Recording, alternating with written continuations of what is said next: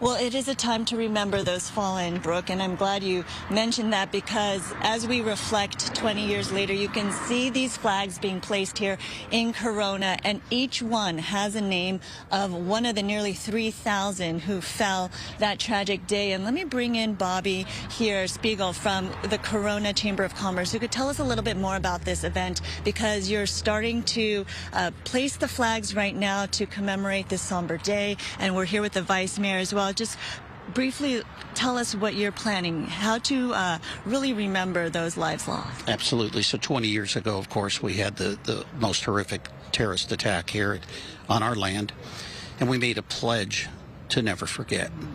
And we felt it's very important to continue that. So each flag that's going to be placed is going to be in alphabetical order. It's going to be by their last name. If we had their age, we put that on, as well where they perished. If it was on, like this one here is flight, American Airlines Flight 77. The next one is the World Trade Center. And then also we have 12 different countries that were identified that they were not American citizens, so we also have their placards to go on underneath the American flag and underneath their name. But I'd like Wes to share. Yes, Vice Mayor of Corona, tell us about your community here coming together, and obviously what's the message here today, but not only today, beyond?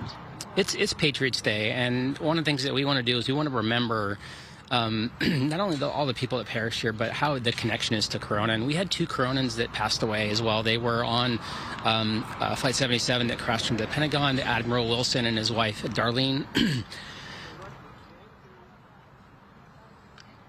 It's okay. I know it's a tough day. And you'll always remember them and their service, obviously, to the city. Yeah. And it's an emotional time because you remember everybody. I heard your story, and you remember where you were, and it's tough. It's tough, but I'm happy we're here.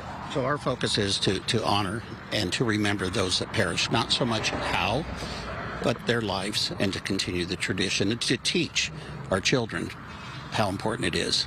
I was shocked to hear that a lot of the schools are not doing anything or didn't do anything Friday, but I can guarantee you this next week we'll be walking around and making sure the schools locally will be putting emphasis on 9/11. It's so important thinking about the generations that have come since the attacks and just learning about this, and then just never forgetting the heroes and all the sacrifice of all the others that really just went in harm's way to try to save others. It just is something that kids should learn, and how our world has forever changed because of 9/11, Brooke.